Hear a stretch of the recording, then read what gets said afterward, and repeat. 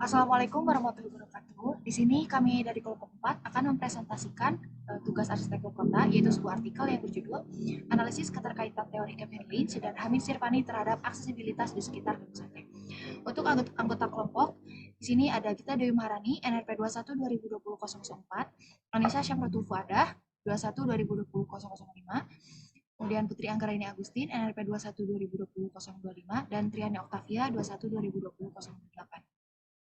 Untuk abstrak, yaitu aksesibilitas merupakan unsur kritis dalam merancang dan mengelola lingkungan binaan, yang memainkan peran penting dalam memfasilitasi mobilitas dan interaksi antar individu serta antar bangunan.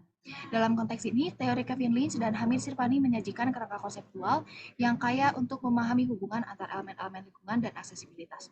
Metode penelitian yang digunakan dalam laporan ini yaitu metode kualitatif dan metode observasi lapangan. Analisis terkait elemen yang berhubungan dengan aksesibilitas di 5 titik kawasan sekitar gedung sate. Hasil analisis aksesibilitas terlihat dari observasi di kelima lokasi dengan daerah sekitar Plaza Gedung Sate yang menonjol. Sementara daerah Cisangkuy menunjukkan kondisi paling rendah. Dengan menyajikan data analisis ini, dapat menjadi rekomendasi perbaikan serta memberikan pandangan yang mendalam tentang bagaimana meningkatkan aksesibilitas di kawasan sekitar Gedung Sate mencapai lingkungan yang lebih inklusif dan berkelanjutan bagi masyarakat. Untuk selanjutnya, itu akan dilanjutkan oleh mohon maaf, akan dilanjutkan oleh Putri Anggraini Agustin. Kepada Putri dipersilakan. Terima kasih. Selanjutnya saya akan membahas pendahuluan.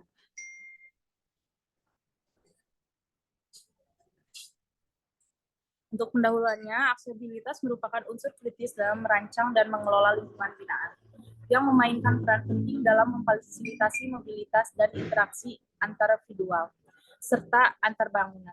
Aksesibilitas yang inginkan merupakan adanya saran dan prasarana yang mendukung untuk dapat memudahkan kelancaran dan menjangkau antar lokasi setempat.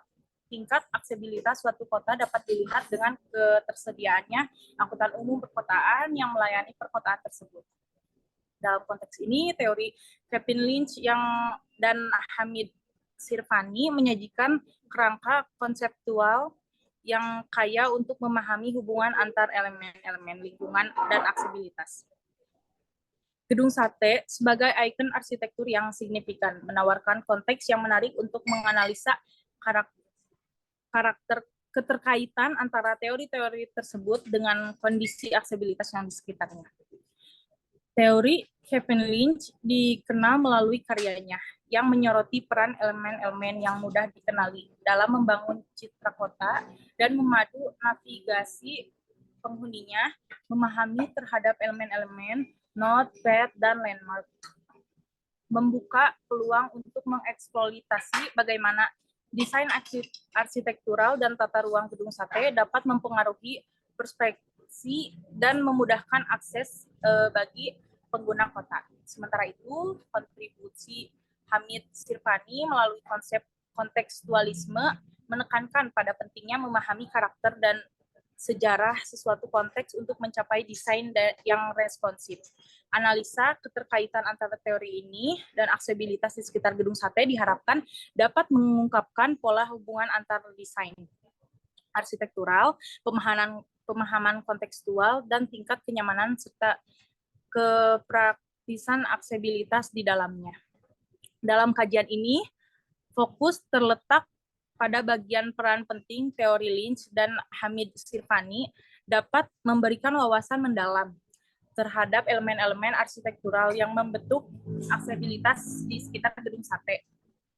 Dengan mengintegrasikan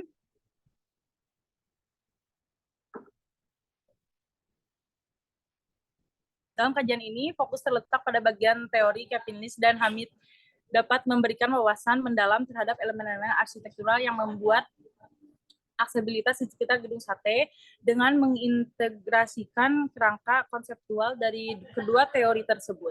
Diharapkan dapat terbentuk pemahaman dan holistik tentang bagaimana desain gedung sate dan lingkungan sekitarnya saling mempengaruhi dan memberikan dampak pada pengalaman aksesibilitas bagi pengguna kota.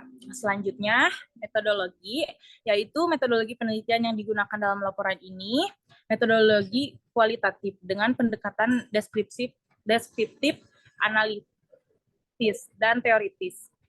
Penelitian ini dilakukan dengan cara bertujuan untuk menggambarkan dan mendeskripsikan kembali keadaan infrastruktur pada sebuah kota dengan terpacu pada teori Hamid Sirfani dan Kevin Lynch. Metode lain yang digunakan yaitu metode observasi. Metode ini dilakukan dengan cara peneliti datang ke lapangan untuk memeriksa kondisi lokasi secara langsung. Data yang didapatkan di lapangan kemudian diolah dan dianalisa lebih lanjut berdasarkan teori-teori yang berkaitan. Teori Hamid Sirfani tentang urban design principle dengan konsep Kevin Lynch mengenai imageability dan legibility akan diintegrasikan dalam analisa untuk mengevakuasi bagaimana elemen-elemen infrastruktur kota mempengaruhi persiapan dan orientasi warga kota terhadap lingkungan mereka. Dengan menggabungkan teori-teori ini dengan data hasil observasi lapangan, peneliti ini akan memberikan wawasan yang lebih mendalam tentang hubungan antara desain infrastruktur kota, pengalaman warga kota, dan citra kota secara keseluruhan.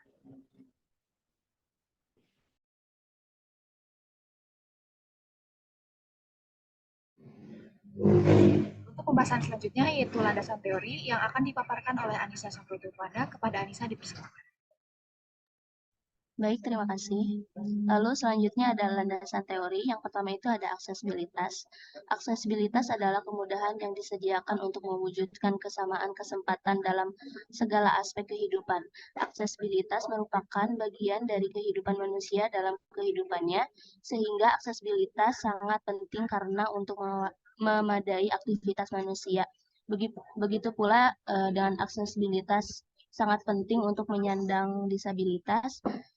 Kesamaan kesempatan diartikan sebagai keadaan yang memberikan peluang atau penyediaan akses kepada difabel untuk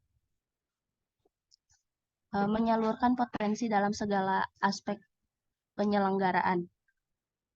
Lalu yang kedua itu ada teori pendukung. Teori pendukung dalam artikel ini yaitu ada teori Kevin Lynch dan Hamid Sirfani. Untuk teori Kevin Lynch itu yang pertama ada PET, yang kedua ada node, yang ketiga ada district, yang keempat ada landmark, yang kelima ada age. Lalu untuk teori Hamid Sirfani, land as, lalu from and miss building, lalu yang ketiga ada open space, keempat ada circulation dan parkir, lalu kelima ada pedestrian ways, lalu yang ketujuh ada reservation atau reservasi, lalu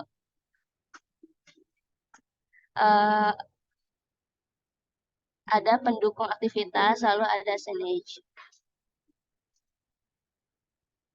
Lalu untuk PET ini sendiri, yaitu jalan atau jalur, merupakan salah satu dari 5 elemen berdasarkan dalam pengalaman ruang kota yang diajukan dalam karya yang dikenal dengan The Image of the City pada tahun 1960. Dalam konteks Lynch PET ini mengacu pada jalur atau route yang diambil oleh individu saat mereka bergerak melalui ruang kota. Lalu ada circulation and parking.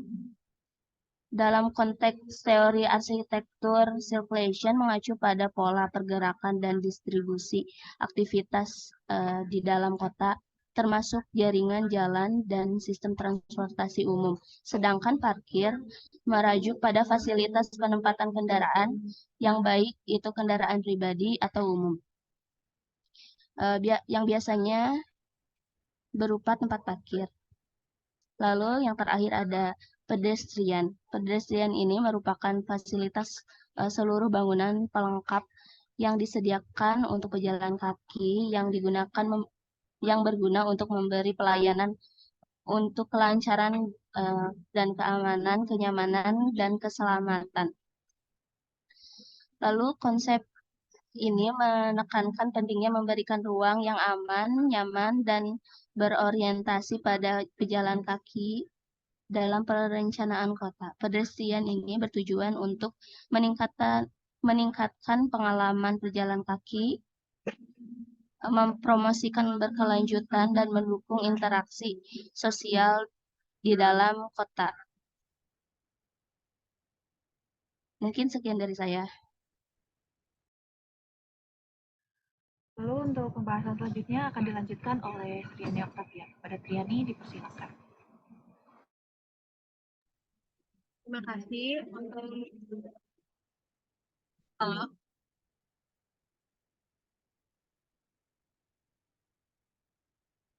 Halo. Terima kasih.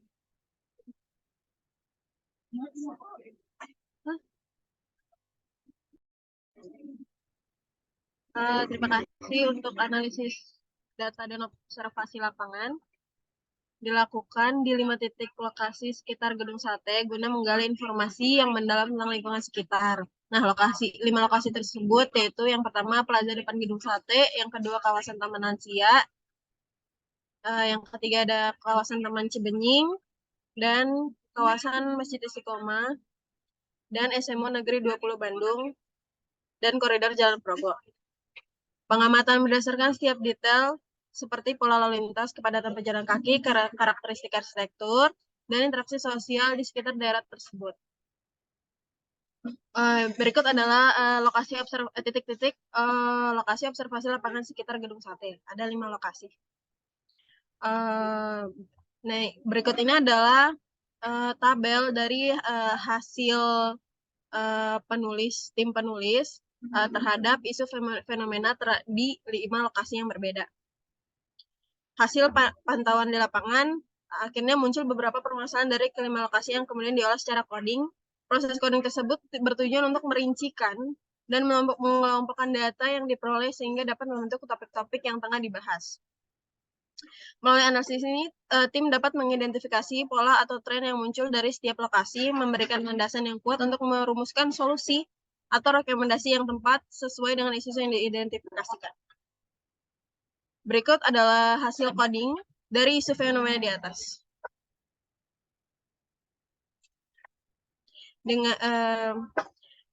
Kita lanjut ke hasil dan pembahasan.